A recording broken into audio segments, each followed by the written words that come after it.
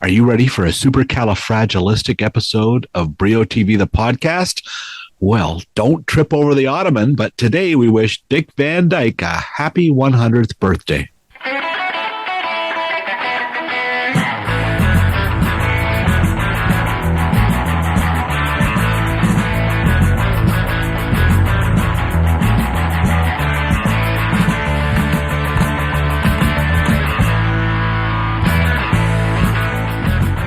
Hi there. Welcome to the podcast. I'm your host, Bill Brio. We're here today to wish Dick Van Dyke a happy 100th birthday. The beloved entertainer was born on December 13th, 1925 in West Plains, Missouri, and grew up in Danville, Illinois. I've been a fan ever since I was 6 years old and saw Mary Poppins with 1,000 other kids at the Odeon Highland Theatre in Toronto when that movie opened in 1964. Seeing that film, it was like jumping into a sidewalk chalk painting to a world of fantasy and fun, just an unforgettable thrill. A few years later, I was hooked on the Dick Van Dyke Show and became fascinated when Rob and Laura Petrie and their son Richie, pretty much my age at the time, played by Larry Matthews. More fun back then, though, for me were the scenes of Rob, Buddy, and Sally as they worked on the Alan Brady Show. The fact I've spent pretty much my entire professional life writing and now podcasting about television was surely sparked by this series. It took viewers for the first time into a TV writing room. Buddy, Sally, and Rob made it look like the best job in the world. And as I got older, the domestic scenes with Mary Tyler Moore in those capri pants, well, that only added to the impression that Rob Petrie had a pretty good life. Years later, as a reporter, I had the good fortune to speak with Van Dyke, mainly at Television Critics Association press tours in Los Angeles. They say never meet your heroes, but here's some great news. Van Dyke was always exactly who you hoped he would be, just naturally good-natured and uplifting. My favorite memory was seeing him arrive for a 2003 press conference hosted by PBS. They were showcasing a production of The Gin Game, co-starring Van Dyke and Mary Tyler Moore. Well, I stood outside the banquet room waiting for the session to begin, and I watched as Dick Van Dyke and Mary Tyler Moore arrived from separate entrances, and they sort of walked towards where I was. And Van Dyke literally sees Mary and starts singing Mountain Greenery or some other a song from the Dick Van Dyke Show that they had sung together in those musical scenes. And then they started dancing together, Moore singing right back to him. And I have to say, I've seen a lot of amazing people and things over the many years I covered the TCA press tours, but that was without a doubt the most magical. On this podcast, I'm asking a few guests to share their memories of Van Dyke on his 100th birthday.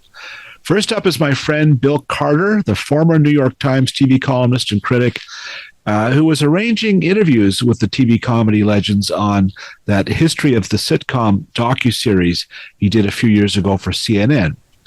Here he is on the day he met Van Dyke and Dick Van Dyke Show creator Carl Reiner and Mel Brooks, all three of them on the same day in the same house. You were working on your series for CNN on the history of the sitcom, right? Sitcom, correct. So it was the history of the sitcom. We were interviewing as many people as we could who had been involved in some of the landmark series. Yeah. So, of course, the Dick Van Dyke Show was a real breakthrough, in my opinion, because it was a much more sophisticated family comedy than they'd ever done before, right?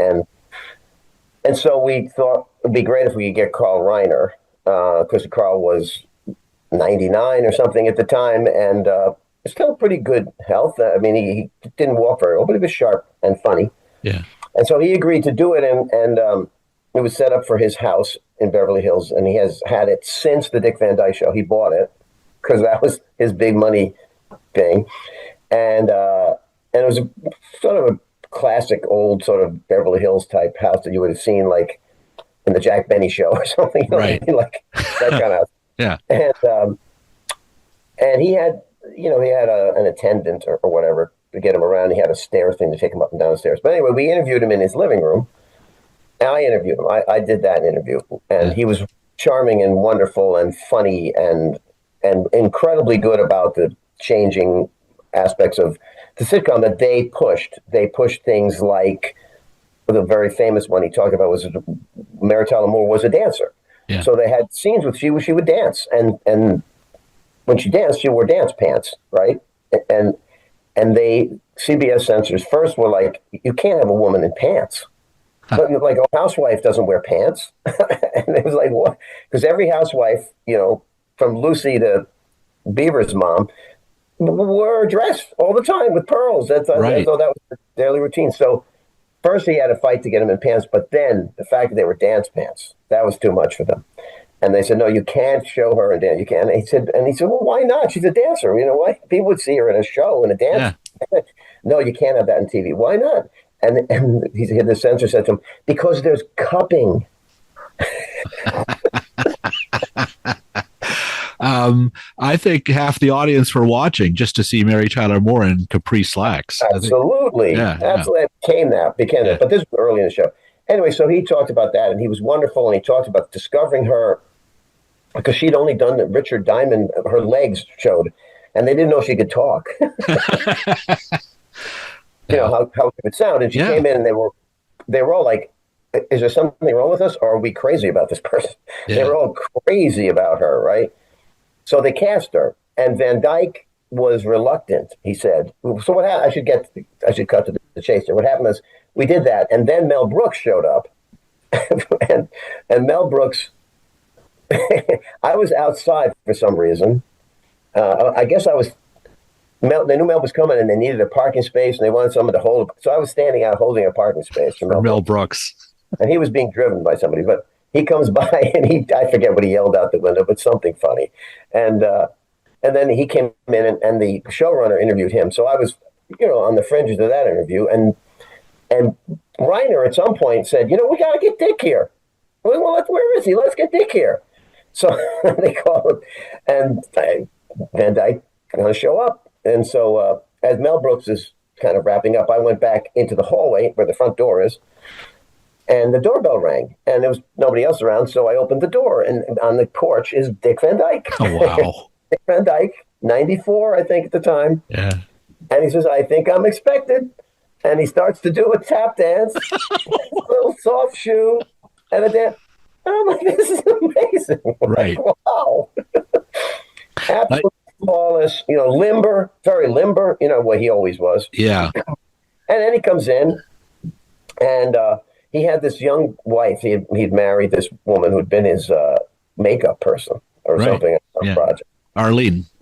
That's her name, Arlene. Yeah. So Arlene came in, and he, we got set up, and then I sat to do the interview with him, and he talked about how the initial problem that he had was that he was 9 years older than Mary Tyler Moore.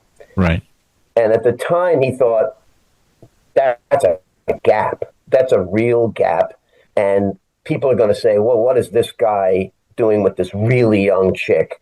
It's supposed to be like a typical middle of America couple kind of, but they're in New York, but Right. And he was worried about it. And he was concerned about the 9-year gap. And they made up this plan, which I didn't even know. Apparently it was mentioned in the show at some point that they'd met at a USO tour. Right. Yes. And she was, and they just met that way, she was young, but they just right. And somehow they connected later.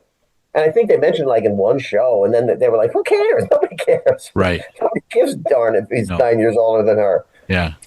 So he talked about that. But then he told this great story where he said, in the first year, they're performing, and he thinks the show's going well. But he says, I think there's something wrong. I'm a little off. I don't feel that comfortable, and I don't get it. And he'd done a lot of Broadway. He was a very professional guy at that point. And he was concerned about it. And so he had a therapist, and he went to his therapist. And he said, I don't understand this, but, we have this great young actress on the show, and everybody in the show is great. But when I'm acting with her, I'm like, there's something wrong. My rhythm is off. And she's great. She's doing great. And I think there's something I can't put my finger on it. And the therapist looked at him and said, what's wrong with you? you're in love with her. Right. And he said, I said to myself, oh no, oh no. Yeah. Yeah. And he just realized he was. And he sort of implied they had a thing for a while. Well, He didn't go into detail about that, but I remember PBS brought Mary Tyler Moore and Dick Van Dyke to press tour 20 years ago. They were doing a performance of the Gin Game that they right. showed on PBS. And all of us were sitting, it's Dick Van Dyke and Mary Tyler Moore. And the questions got around to them, oh, you must have had such a crush on each other kind of thing. Yeah. And I remember they both got very embarrassed because the questions got like, well, why wouldn't you have had an affair with her? Like, some people were asking very blunt questions about it. And they both were like, well, we were both married at the time. They were trying to say, come on. She was married to Mark Tinker, right? I think. I don't think she was married to Grant Tinker. Yeah, okay. Well, but she had been married. She was married because she'd had a child. That's right. Yeah. So, they both copped to having been very attracted to one another at that point, but that was as far as that went. That's sort of where he went with that, but he was like, and it was, we were both married, so, Right, yeah. Like, so that was a very interesting story. Yeah. And, he had great memories of the show. And, he said the thing that really happened was that America basically fell totally in love with this couple. Yeah. They just loved their relationship, which was great. I mean, there was not really a lot of real conflict between them. It was just, silly stuff, basically. Right. They were so tight and fun and, clearly in love. And I think that's part of the way this all played out, is that people are like, hey, these two really look like they care about each other. Yeah. Anyway, but he said, we were like America's couple. I mean, like, we're in the magazines together and everyone's... And he said it got to the point where really, I think, honestly, a lot of viewers thought we were actually married. Right. Because the relationship had that kind of chemistry that people bought into it. And he said, and then, we decided to end the show. It was still very successful. We decided to end the show. And, I guess he went on and did Mary Poppins and things like that. Yeah. And he said, and Mary did the very smart thing. She sat out for a little while and then came back in her own show and made herself a single woman. Yeah. A single woman. And that became a totally different character for her. Like, here's a different character. She's a professional woman. She's a single woman. So he said, that was really smart. He said, I come back and it's called the new Dick Van Dyke Show. Right. And they CBS pushed to get it because they had Mary on Saturday night killing it. Yeah. Along with MASH and a few other of the shows. But I don't think they had Newhart yet. So they wanted a show to go after her, and they thought, let's put Dick Van Dyke on. Let's have a new show with Dick Van Dyke. And so they decided to do that show with him. And in that show, he's married again. Right. Only he's married to this actress, Hope Lang. Right? Yeah. Who doesn't look at all like Mary, by the way. So they did make that change.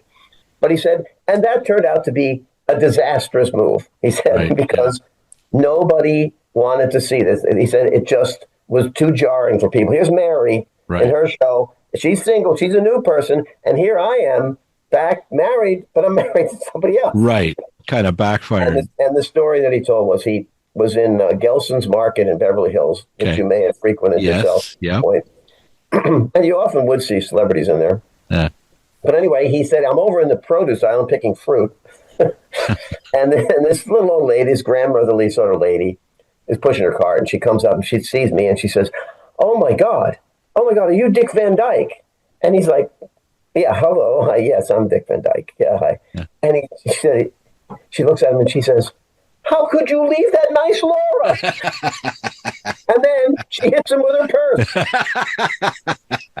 Yeah, I can see that happening. That's hilarious. Well, I've talked to Bill Persky, one of the writers of the Dick Van Dyke Show, and he talked about how before Mary had her series, her career kind of had hit a wall. She did a play on Broadway that bombed, a remake of Breakfast at Tiffany's, I think, and things just had stalled. That was after Dick Van Dyke. Right? Yeah. So they all wanted to leave to make movies, but she couldn't get any traction making movies. And Persky and Van Dyke were talking about doing a special for CBS, and they said, well, let's really showcase Mary. Let's platform her. And they called it Dick Van Dyke and the Other Woman, because everybody assumed that, they were married, they couldn't figure out why they were together. So that's great. It was really a remarkable thing. And I mean, Lucy and Desi were actually married, right? Yeah. So, I mean, there was a precedent for that. So when people saw that show and the chemistry of those two, I think they just sort of slid into that expectation. Well, look how tight they are. Yeah. And Bill, just talk a bit about, you've interviewed everyone. You've taken calls from O.J. Simpson right in the most notorious time of his life. I did, yes. What is it about Bill, I have to interrupt you because people told me I should have hung up on him. No, yeah, that's people who don't know anything. So what is it about when you, and I kind of been in this situation as well, that you kind of, they stop being stars. They're just people. You interview them. But when Dick Van Dyke walks through Carl Reiner's door, it's different, right? It was because, I was such a little kid when I was watching that show. Right. And then, of course, he went on. He did go on to a big movie career. Yeah. And, I always admired him. And the one other factor that really sort of set Dick apart is my father looked like him. Really? He did. Wow. The same kind of shaped face and body type as Van Dyke. And people would mention it at times, oh, your dad looks a little like Dick Van Dyke. I mean, it wasn't striking, but there was a resemblance of sorts. So there was that too. So when he comes through, my dad, like me, had a big head of gray hair at a young age. So Dick Van Dyke comes in and he's got this big head of gray hair. So it's more like my dad. That's great. I mean, the thing about Van Dyke and Mary Tyler Moore, too, there was a bit of a Kennedy connection, right? People looked at them and they were sort of similar to John F. Kennedy and, the pillbox hats and everything. They saw that, too, yes. Did your dad also?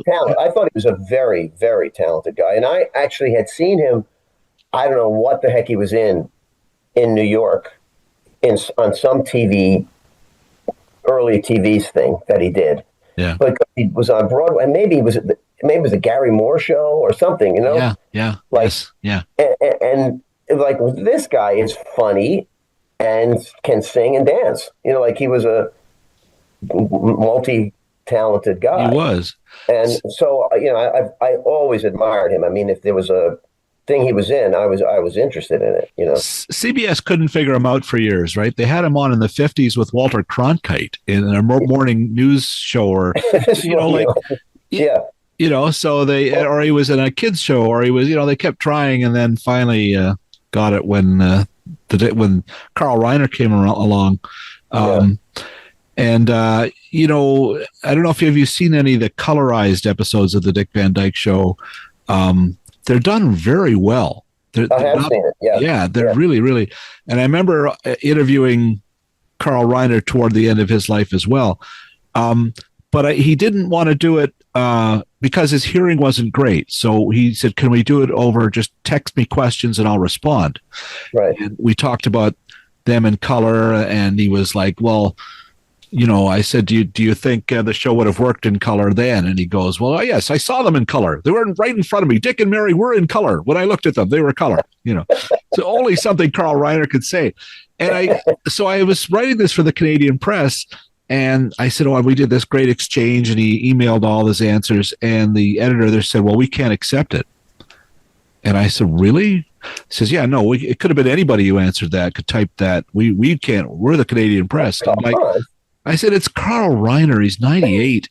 Like, he can't hear. Are you going to fly me to L.A.? No. So what really? And they wouldn't take it. So I had a day and I turned it around and sold it to the Toronto Star. But I just couldn't believe to run into that situation. The very answer that he gave about I saw them would have convinced me. Right. Anyway, it's funny. No fraud is going to come up with that. We'll be right back with more on Dick Van Dyke.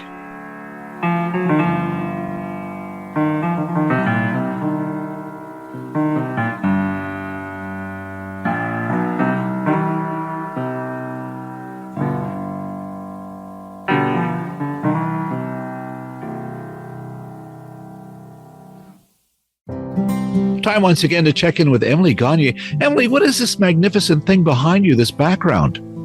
Well, I want to wish you a happy Noir-vember, Bill. Oh, I get it. Oh, that's exciting. What kind of noir films do you got lined up for us? Well, we've got, some classics like Laura, The Third Man, The Big Heat. But then if you want something a little more modern, we've got LA Confidential, Devil in a Blue Dress, Sin City, The Black Dahlia. We've just got a lot of options for you to watch this month. Wow, that's a lot of great films. Very good.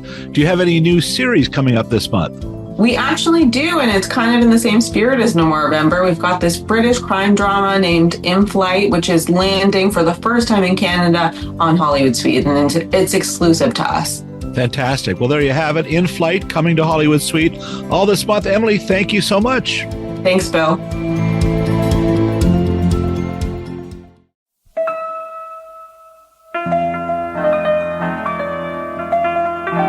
Welcome back.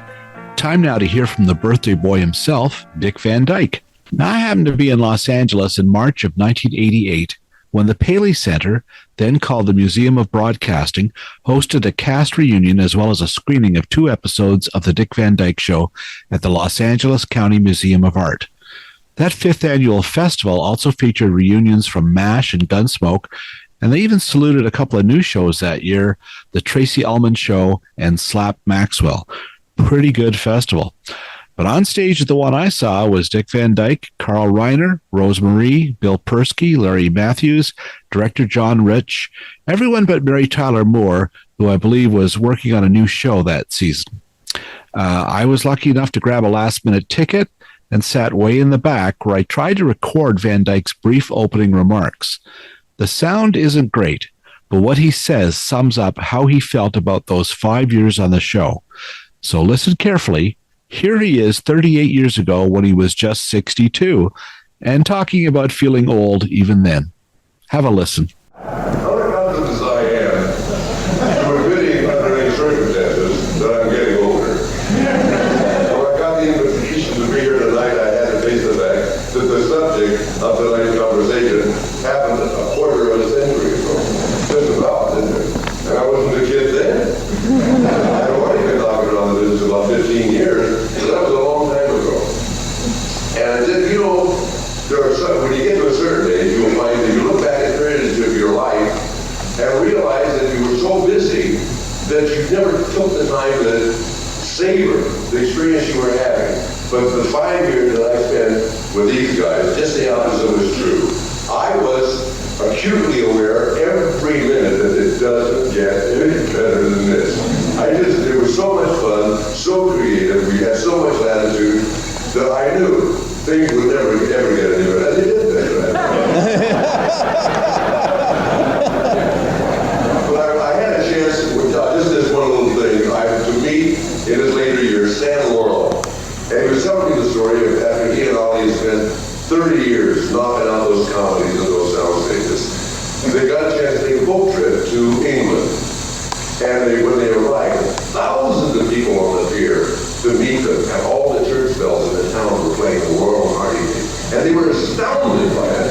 He said, we were so busy turning out this stuff, we didn't realize that the public had taken such notice of it. But he said, the nice thing is to know that you were part of something that has stood the test of time. And that's the way I feel about tonight. That many years later, they can still be enjoyed by people. It's probably the greatest tribute a person can have. It doesn't happen to a lot of us. And I'm proud to be here. Thank you.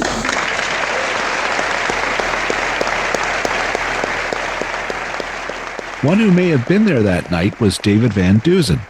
For many years, he kept fans in the loop on all things Van Dyke through his newsletter, The Walnut Times, a reference to a classic episode of the series that we're going to hear more about in just a minute.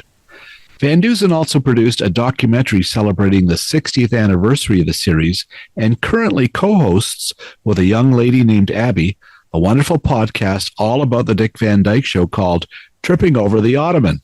I reached Van Deusen at his home in Albany, New York, and asked him to name his all-time 5 favorite episodes of the series. Here he is, David Van Deusen. Pleasure to talk to you and get caught up. You know, you are the guy when it comes to Dick Van Dyke for sure.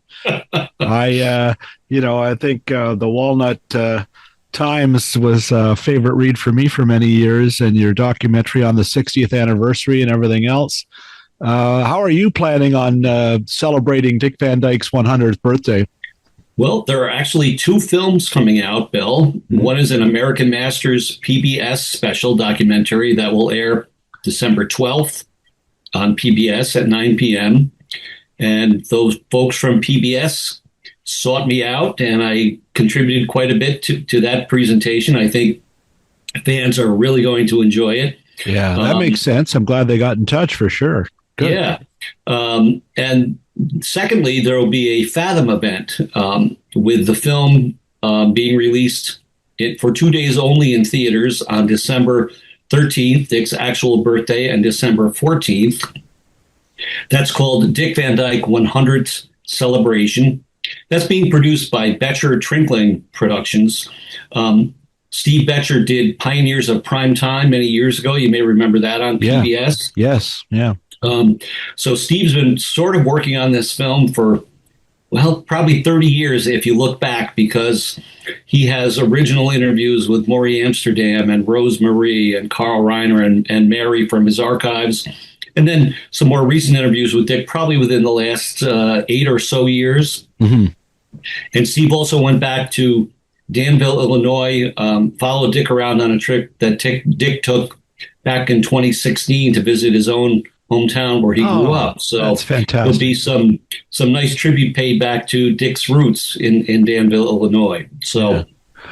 Well, that's I am actually have a small little cameo in that film, if you will, with Larry Matthews, who played Richie on the show. Yeah. Larry and I did an event in New Rochelle, New York, believe it or not, this past September. Wow. And at the end of our event, Larry and I offered some birthday greetings for Dick. And then the entire audience wishes Dick a happy 100th birthday from New Rochelle. Is you would know, is there really a Bonnie Meadow Lane in New Rochelle? There is, actually. Oh, wow. Bonnie Meadow Road, actually, fans will get all over us if we don't call it the right thing. Thank you. But Carl lived at 48 Bonnie Meadow Road. Right. And when he wrote the show, he said the Petries was 148. He did it so that fans wouldn't go house hunting for the house. Oh, smart. But I will tell you that at this event that we had in New Rochelle, we had fans who traveled from all over the country, Florida to come, Chicago, Cincinnati, Ohio, and many of them got on Google and they found Bonnie Meadow Road and they took a ride out to see the home where Carl lived a good part of his life before he moved to California for the Dick Van Dyke Show. And answer me this. I think this is true, that there actually was a Jerry and Millie who lived next door to Carl Reiner. There were neighbors, I think, the Showin' Moms. I think they were Jerry and Millie, but Carl would often use names of folks that he knew for characters in the show. Yeah, that wild. That's funny. Well, good for you. What a great event for folks to have gone there to see that. Now, you have now a podcast, which I just discovered. I think you've been doing this for about a year, which has got a wonderful title. Don't Trip Over the Ottoman. Very clever. How are you enjoying podcasting?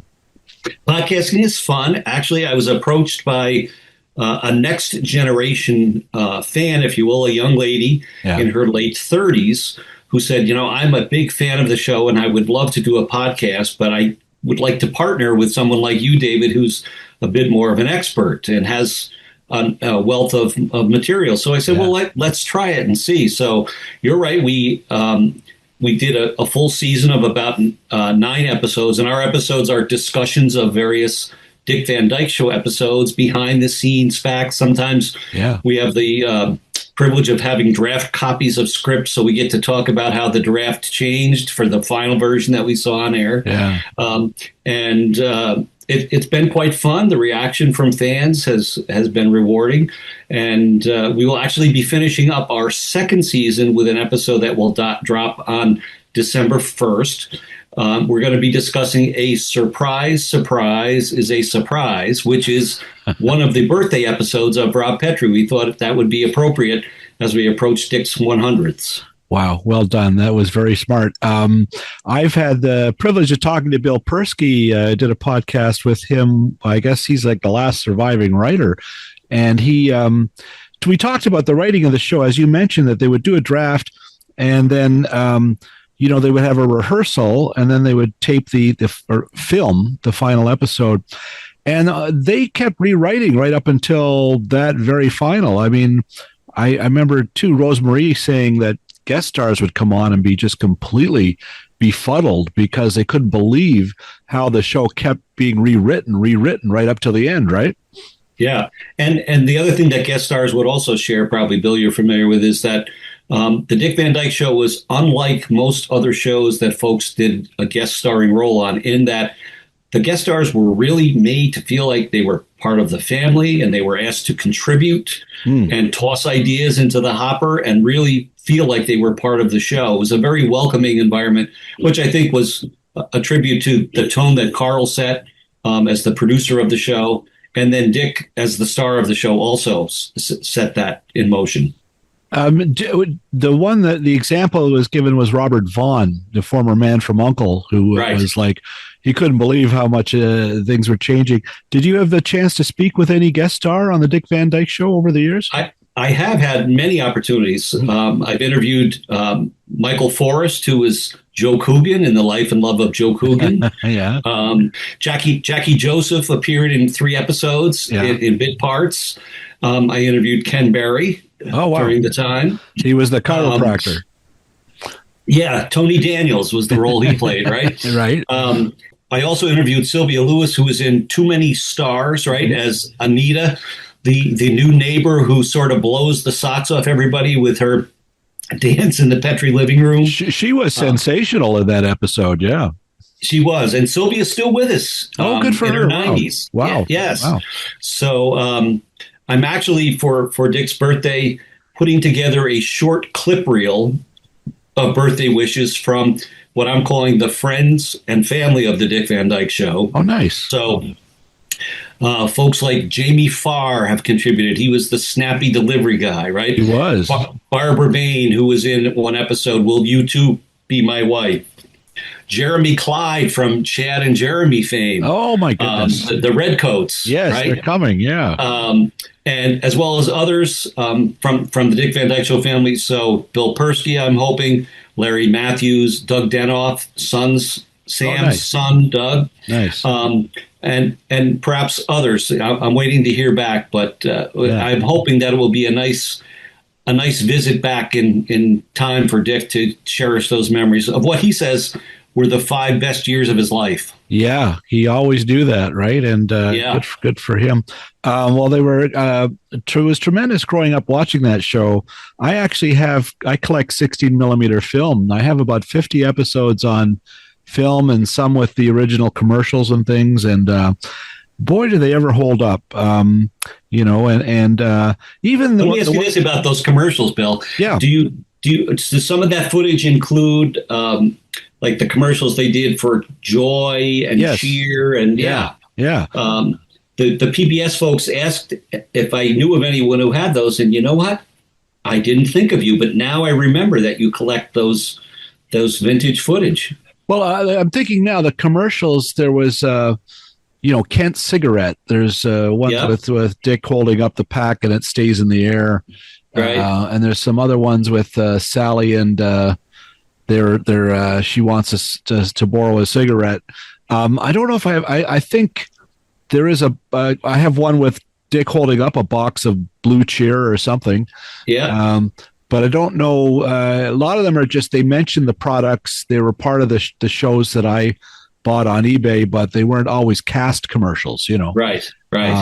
So I don't know how valuable they'd be, but I love they're like little Easter eggs because you don't get to see that stuff often. Sure. Yeah. Sure. But I know on your podcast, you talk about, as you say, the ones that are coming up, favorite episodes.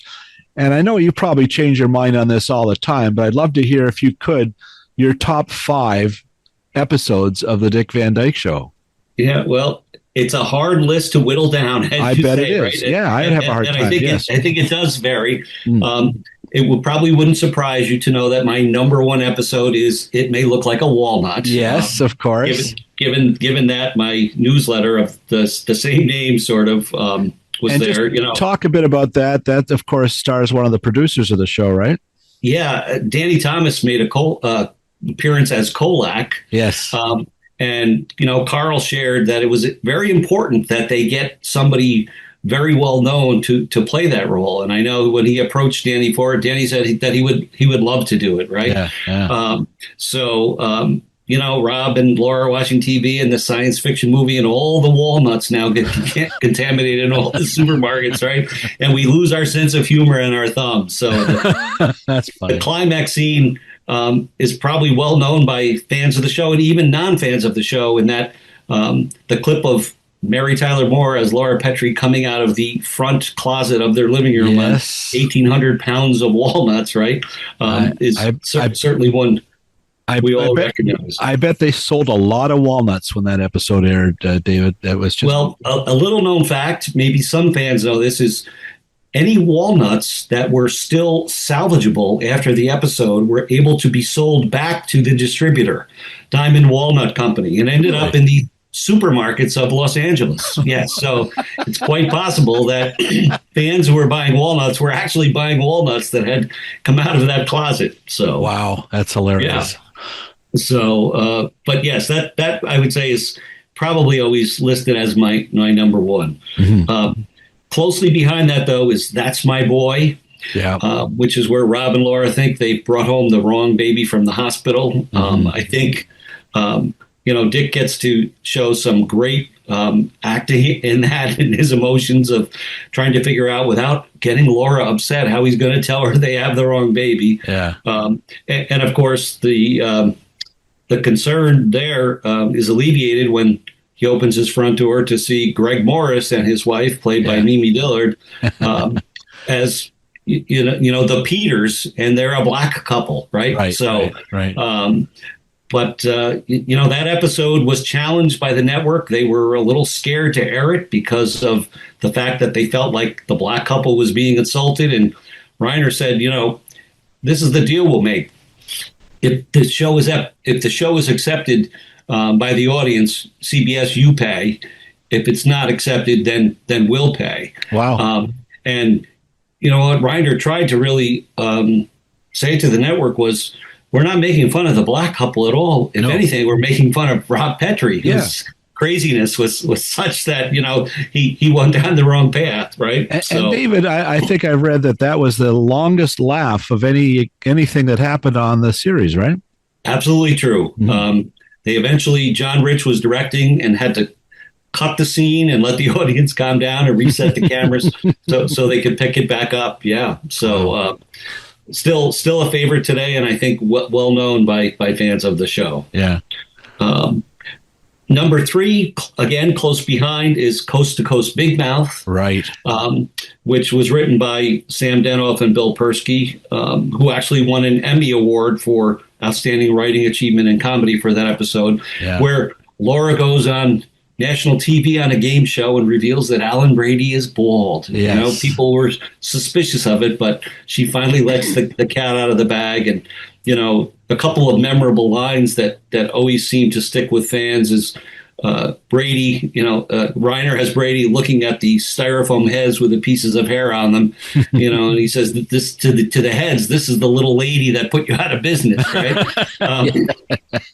To which shortly thereafter, Laura responds, well, there must be some needy bald people who could use the toupees, right? Just classic. Yeah. So I think, Reiner's performance there, as well as Mary's, and the lead into that, I also interviewed Johnny Patrick, if you will, the gentleman, Dick Curtis, who played the game show host. Oh, yeah.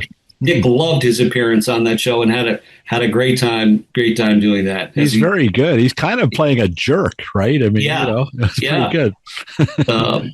So following that, I like the episode The Curious Thing About Women, which is where Laura is sort of opening Rob's mail without his permission, right? Yeah. He sort of takes their situation in the home and they write a sketch about it. And Laura feels as though she's been portrayed as a crazy, wacky wife. And the climax of the episode is that a package actually does arrive, and she can't resist opening it, to the tune of a inflatable life raft that eventually blows up in their living room, and she gets caught behind it in the closet as Rob appears home and sees this, house in a state of disarray, and sort of says across the room, "Honey, did a package come for me?"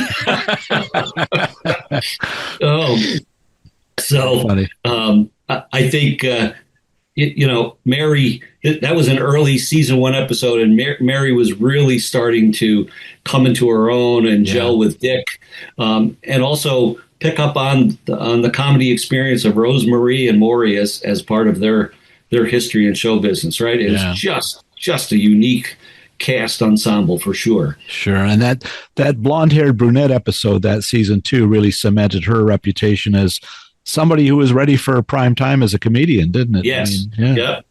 And, that was where she had to cry and didn't really know how to cry. And Carl says, "Well, here's how I'll tell you." And she sort of took it and ran with it and made it her own. Right, Bill? So I think she always sort of credited Nanette Fabray as somebody she borrowed the crying from, right? That she was. Yeah, I think the basis of it.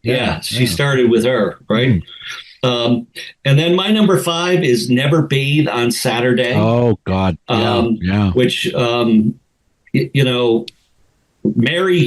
Mary actually was disappointed at first in that episode because Carl had been telling her for a few weeks in advance that he was writing this episode that was going to, give her a real opportunity to shine. And then it turns out she was a little upset at the fact that she was off camera for a large percentage of the episode. Most of it, yeah.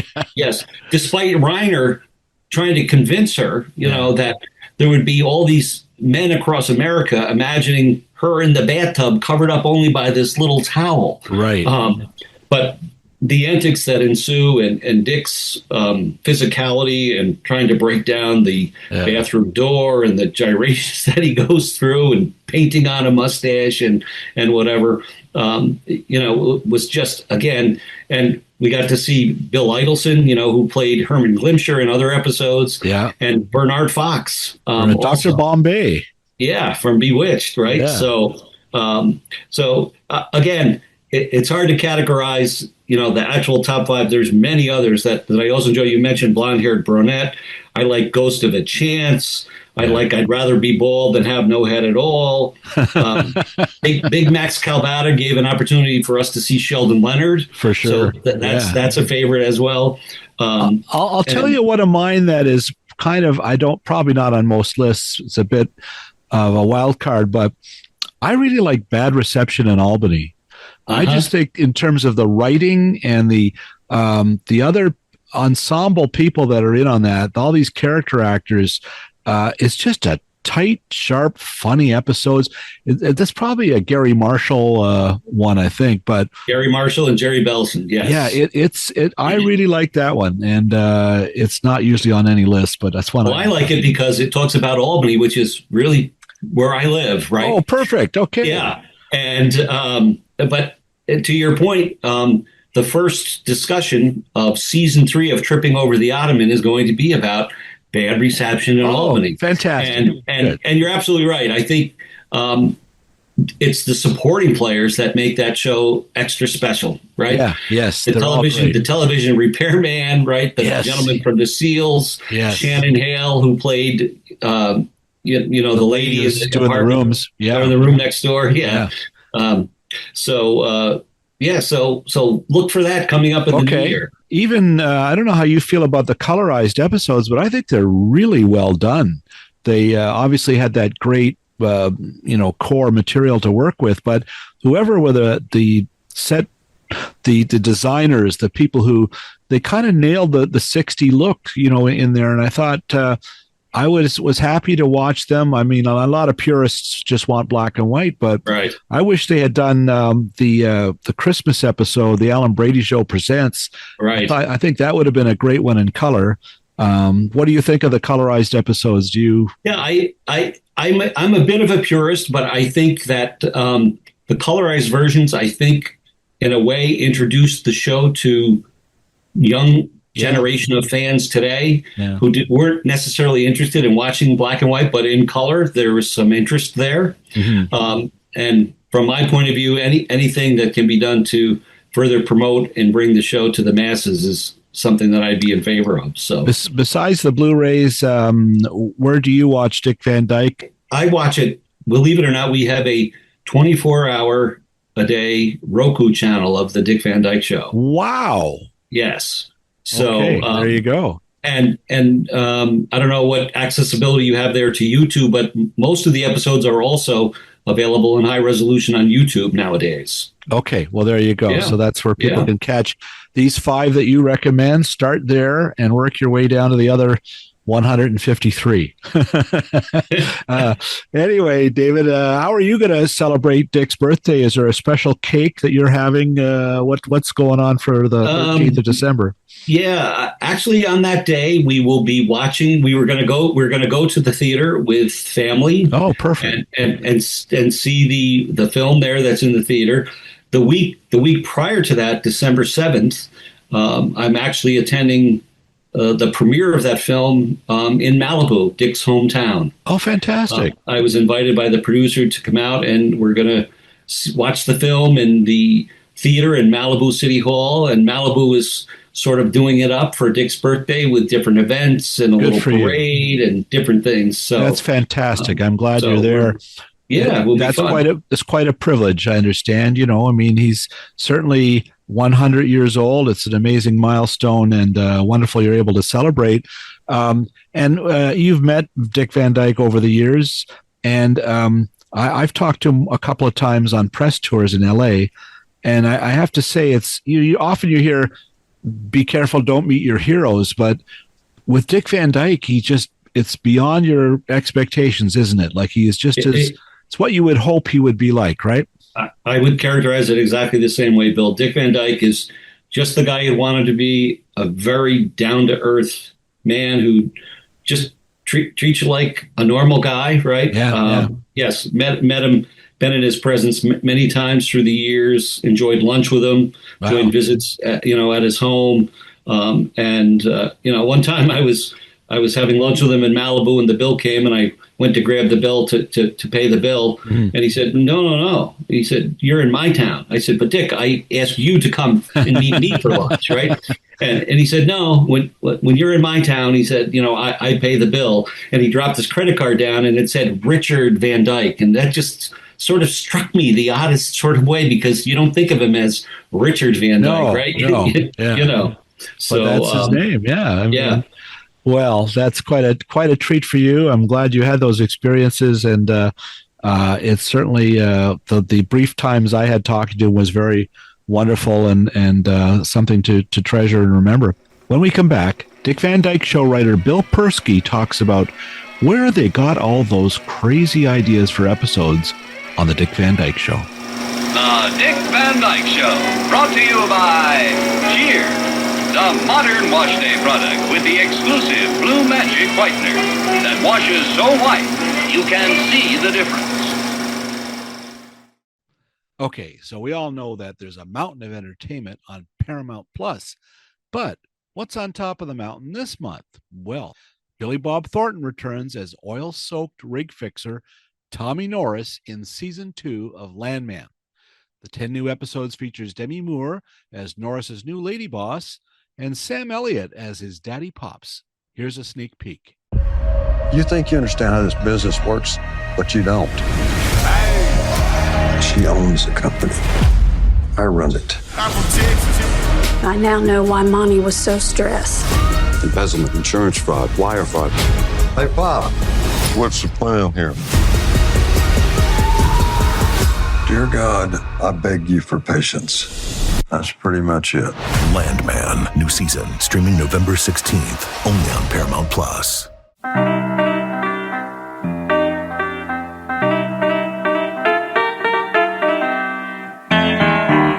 Welcome back.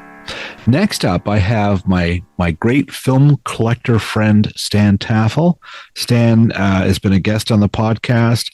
He is the president of Cinecon, which is the classic film festival held every Labor Day weekend in Los Angeles. And if you get a chance to attend that, by all means, you'll see some rare, fabulous goodies on film. Stan has many, including some snippets of Dick Van Dyke. His actual audition on a kinescope. That's part of Stan's collection. Van Dyke in the 50s. So Stan will talk about Van Dyke's early years, how he kind of struggled to break through on television, doing all kinds of different things before landing the Dick Van Dyke Show. And he'll also talk about why Van Dyke really belongs in that pantheon of great physical comedians such as Stan Laurel and Buster Keaton. Here he is, Stan Taffel. My first introduction to Dick Van Dyke was the Dick Van Dyke Show, and I've got to tell you that it was because that woman that was on the show, even at a very young, impressionable age, I fell in love with his wife. It was Mary Tyler Moore. Without her... Those capri slacks got you, did they? Is that what happened? And they still do, Bill. I mean, what can I say? Primal guy. That's me. Well, I can hear you there. Stan, and you collected many, many prints. How many 16 millimeter prints of the Dick Van Dyke Show do you have? At one time, I had about 50 to 60% of all of the shows. My God, the 158. Yeah.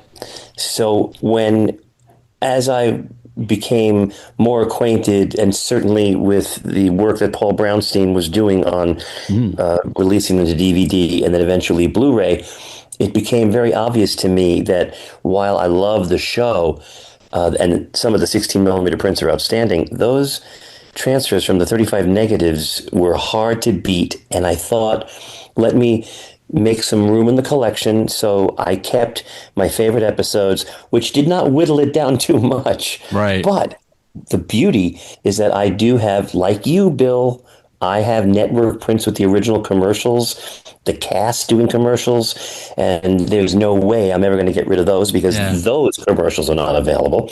And the prints have the CBS logo. And as you well know, at the end of every Dick Van Dyke Show, you see that portrait of him in the lower left-hand corner, but the network prints had the sponsor's product there. Right. It's either some cigarettes, some Kent cigarettes, or Dove soap or something, right? Is that Crest or Cheer? Right. Okay, there we go.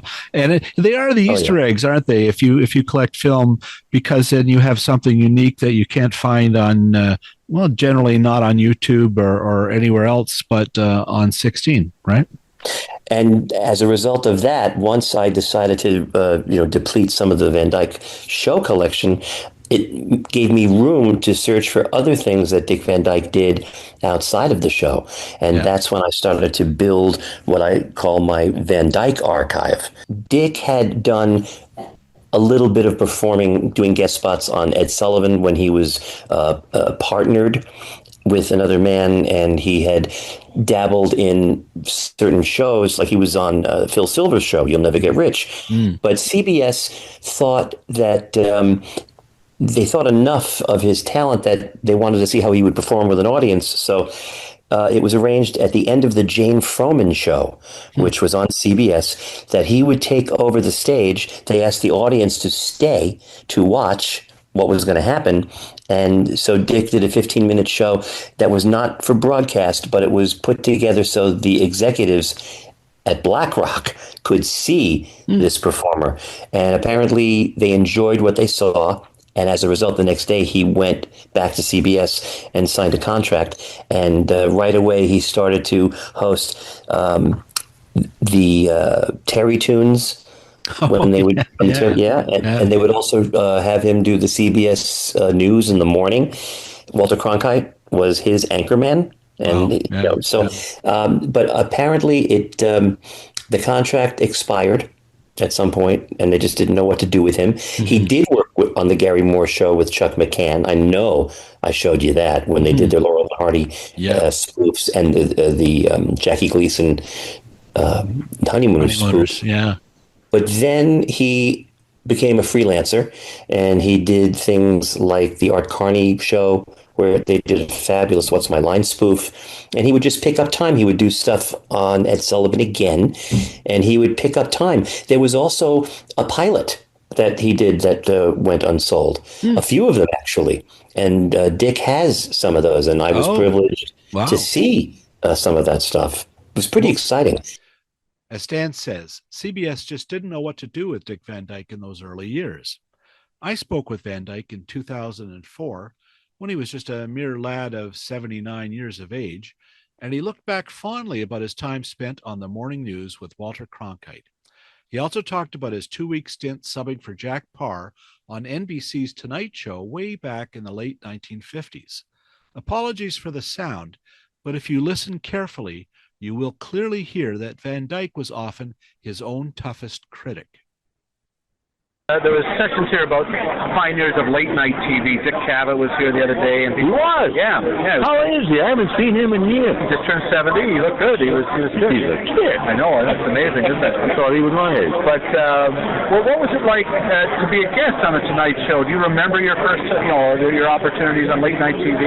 You know that back in the late 50s, when Jack Paar was doing it, he took a 2-week vacation, and I took over the show. Really? Tonight Show? And in those days there was no tape. It was 11:30 to 1 in the morning. Right. I bored myself to death. I was so bad, I cannot tell you. You're kidding. I mean, I got sleepy, I got bored, and I wasn't funny. I was awful. Excuse me. I was awful. I was the worst. And was this maybe an audition to be the permanent host at some point? There was rumors about you and Carson, switching places at one point. No, originally they had considered Johnny for the Van Dyke Show, right, for Rock Petcher. Yeah. But I don't think that ever really. I said if they had twisted, I would have died on the Tonight Show. Thank God things worked the way they did. Wow. 2 weeks, and do you remember your guests during that time? I don't remember anything. Really? Just blocked it all out. I was also the anchor on the CBS Morning Show for a year, and my newscaster was Walter Cronkite, and I was the anchor in 1956. Wow. And 3 hours a day on the air every morning. I got a picture from Walter Cronkite just last year that he had dug out, a picture of the two of us on the set, and he wrote, "How did you ever make it without me, Walter?" It's a great story. Oh, yeah. That's pretty good. Great guy. Well, there you have it. Dick Van Dyke on having to carry Walter Cronkite back in their days on the CBS News desk. Now back to Stan Taffel with exciting news about where you can see some of Van Dyke's rare early TV work this coming January. For your viewers who I know get to watch you occasionally on YouTube, my friend Stu Shostak and I have decided to show what we did at Cinecon over the summer. We honored Dick for his 100th birthday, and we honored Sammy Davis Jr. on what would have been his 100th birthday. Right. And on New Year's Eve, at stusshow.com, we're going to show Cinecon at Cinecon, and you'll see some of the rare stuff that Dick allowed us to use, including scenes from his unknown lost pilot that no one's ever seen. Wow. And you'll be able to see the What's My Line spoof. You'll be able to see the audition reel. So it's a treasure trove on New Year's Eve. And so much, even though he was working, he still hadn't really broken through. He was still... Rose Marie's question when Carl Reiner said, do you want to be on the Dick Van Dyke Show was, what's a Dick Van Dyke, right?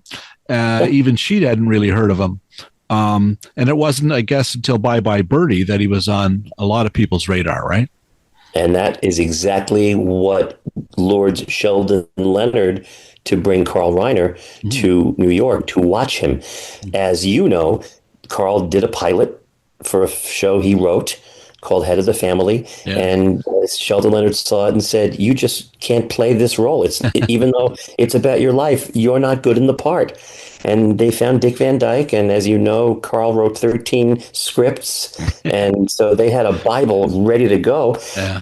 But the joy, if you're a Van Dyke aficionado, as you and I are, when you watch his audition reel in 55, and you watch some of the stuff he did before the Dick Van Dyke Show, and then you watch the pilot of the Dick Van Dyke Show, it is very obvious that Carl Reiner had to change his pilot script, because some of the stuff that Van Dyke does in that show is some of his comedy that he wrote, that he had Yeah. As a matter of fact, there are scenes in his other episodes that he actually wrote. It was stuff from his repertoire of live performing.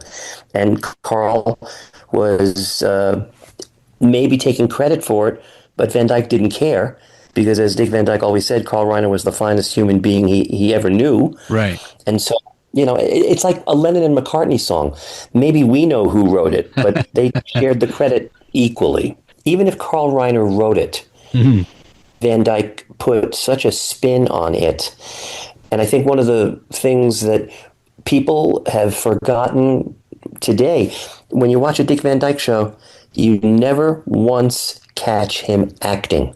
Right. If he's doing a bit or a routine, that's doing something, but I have never caught him acting. It is not situation comedy acting. It is real life. He knows how to react, and apparently his physical comedy was so enormous that Reiner and all of the other writers who would eventually join the writing staff, they knew he likes physical comedy, so let's have some fun with this. Right.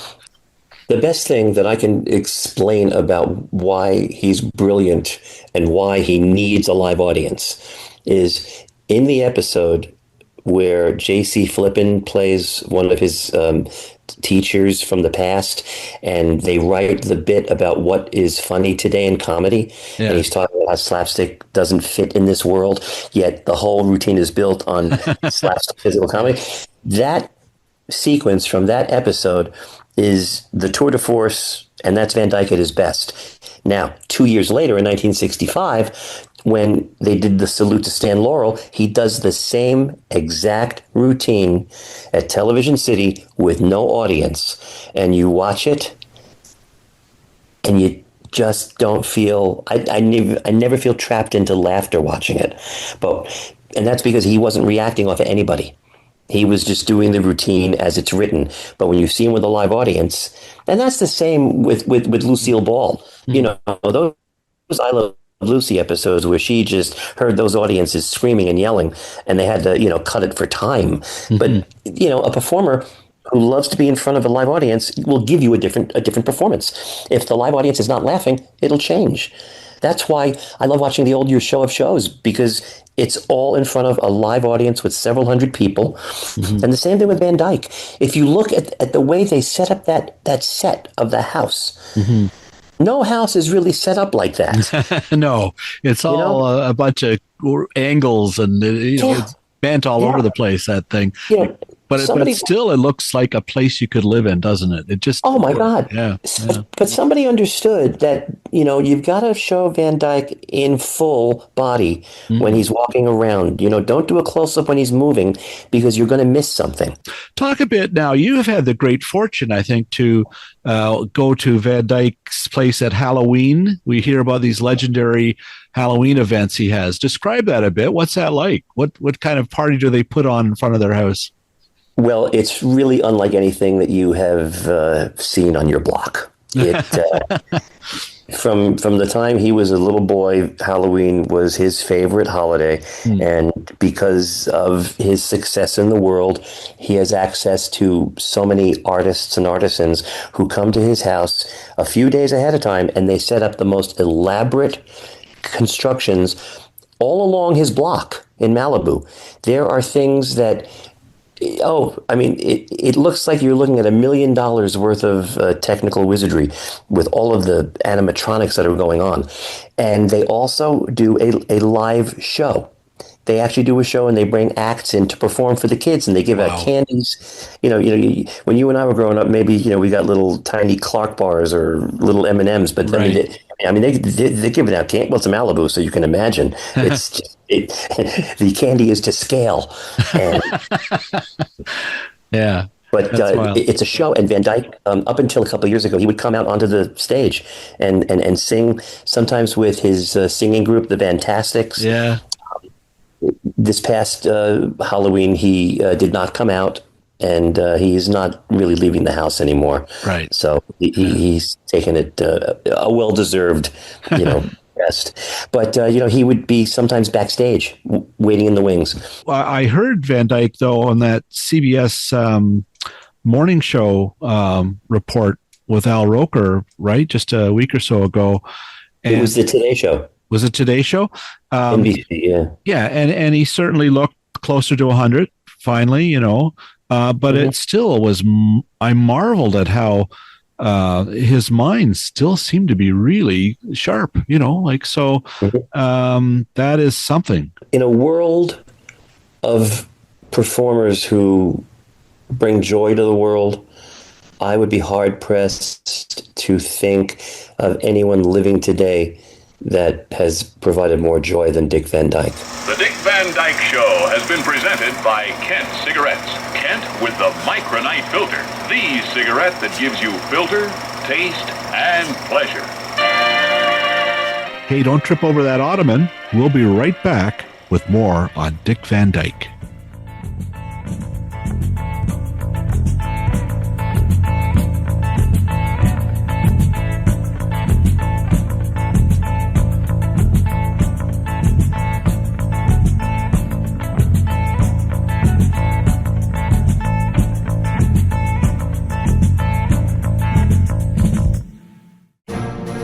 What's on Super Channel? Well, we've got a new spin on an old legend, Robin Hood.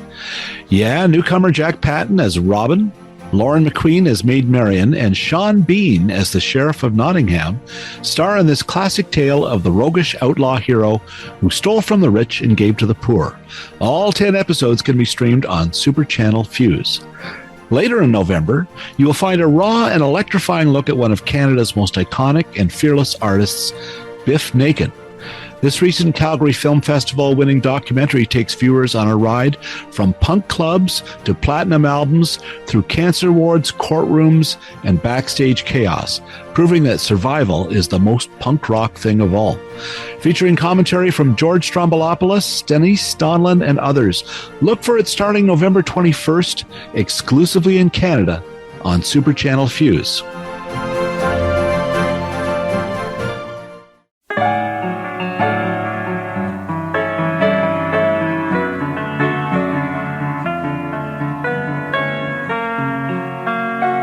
Emmy Award winner Bill Persky was teamed with Sam Benoff, and they were a writing team on The Dick Van Dyke Show and later producers. But 4 years ago, I spoke with Persky, now 94, the last surviving member of the series writing staff.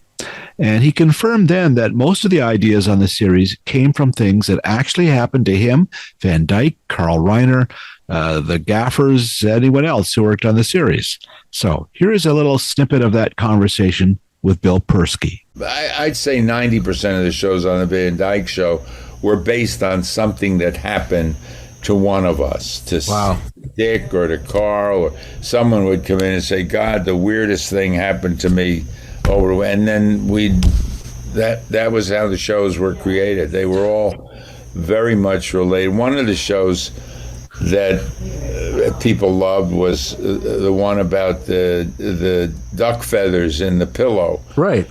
That Dick had a problem with the guy he bought because the pillows smelled like ducks, and he went to small claims court, and in one of the funniest, I mean, Dick Van Dyke playing his own lawyer was just, Your Honor, I would like to, and the judge was just, he was doing Perry Mason and everybody, and that happened because it happened to me. You know, I bought some pillows from a guy who was going around selling pillows, and they smelled funny. And when I saw them again, I said, these, you know, smell like duck feathers. And so whatever happened to us became a show. You know. Well, even the very first script you sold to Bill. Yes, that was based on the birth of my first child. Yeah. Right. That's My Boy.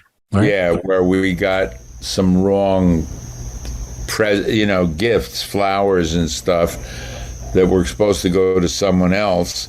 And that was before DNA. So I said, how do you know you have the right baby? You know, and that was the origin of that show. Did you ever write a script that Carl Reiner shook off? No. Wow. No, we were so, I mean, Carl was so much a part of, we'd say, how about this? And this is what we're going to do. And so we made him work one way or another, you know. Obviously, you still must keep in touch with Dick Van Dyke. Yes. Well, he's the only one left, you know. Yeah, it's stunning, isn't it?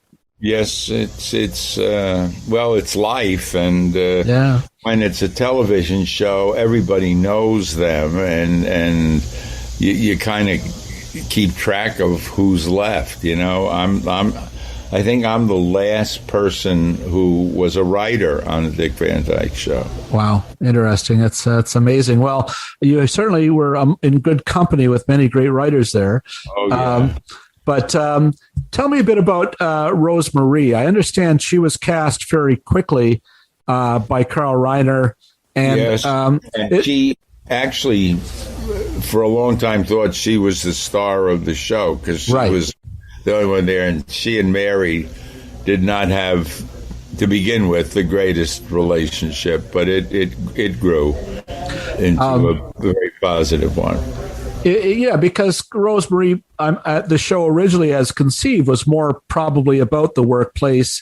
Nobody saw Mary Tyler Moore coming and being such a gifted comedian at such a young age, right? Yeah. But Rosemary, I find looking at the episodes now, more and more I appreciate her. She seemed like the glue, the tugboat that brought everybody home in a lot of those scenes. She was a rock. I mean, she was performing from the time she was 3 years old. Her, baby Rosemary is how she was known. Right. And so there was nothing that could throw at her that would throw her. She always was a total pro. Well, we've been talking a lot about the old Dick Van Dyke Show, but, his career went on and on. He did very many things, other variety shows, other sitcoms.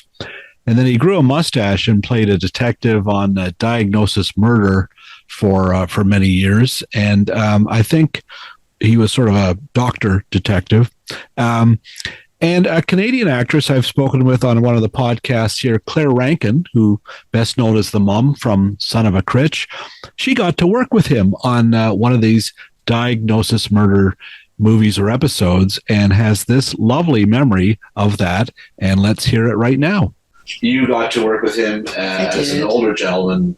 He was probably in his 70s at that point, right? I know, because he's, 96 now? I did that show in, I'm going to say, 96 or 97. So it's a long time ago. Yeah. God. Is that 30 years or 20 years? I don't even know anymore. 20 years. I was like, how old? God, I'm old. Claire, I know. It freaks me right out. Yeah, that was so special. Mm-hmm. Also, because I'm a huge musical theater kid. Like, that's movie musicals and all of that. That's what made me fall in love with the idea of performing. And so watching all of those things. Bye Bye Birdie, right? Oh my God. Yeah. And just, Mary Poppins is one of my favorite movies to this day.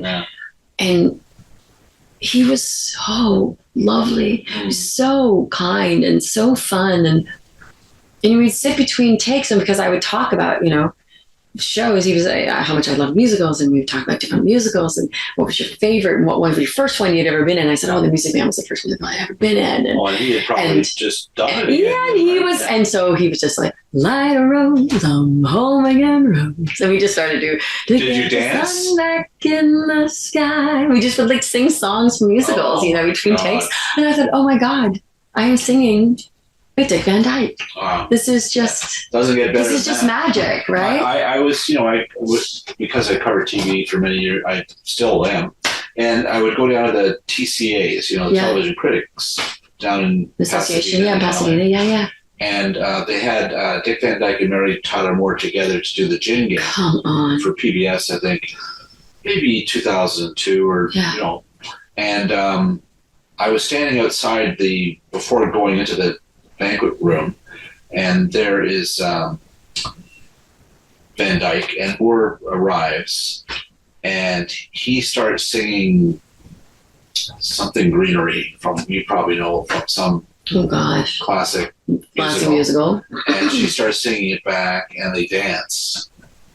And it's like, oh my God, pinch me. Magic, right? It is, because he was, as you say, not self-conscious about it at all. He just loved to do this. Yeah. And it was pretty cool to see. So good for you. Wow. Yeah, there's like, it's so funny because it seems like we always think it's like such a glamorous business on the outside, but when you actually get behind the scenes, it's actually not all that glamorous at all. But then every once in a while, you have these moments that aren't glamorous in the sense that you're on a red carpet and it feels all fancy, but that you're just next to this person that you've been watching your whole life and were so inspirational. It's so exciting when your icons live up to how you want them to be. It doesn't always work that way, and when it does, it's just it's so fulfilling. You just think, I loved having every moment of watching this person, and then you think, God, if I even can give a tiny little bit of that back in some way, like some other little kid or something, in some way, it feels like it comes full circle.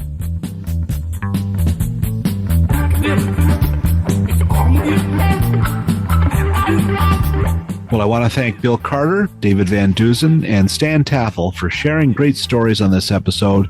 And special thanks, of course, to the birthday boy himself, Dick Van Dyke. Thanks as always to Phil Hong for sorting through interviews old and new on this episode.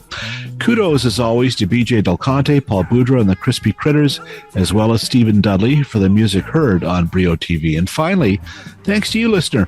Remember to watch the American Masters special salute to Dick Van Dyke on Friday, December the 12th on PBS. I'm Bill Brio. Thanks for listening.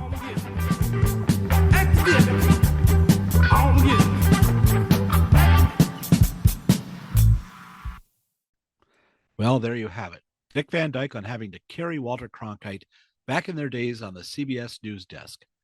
Now back to Stan Taffel with exciting news about where you can see some of Van Dyke's rare early TV work this coming January.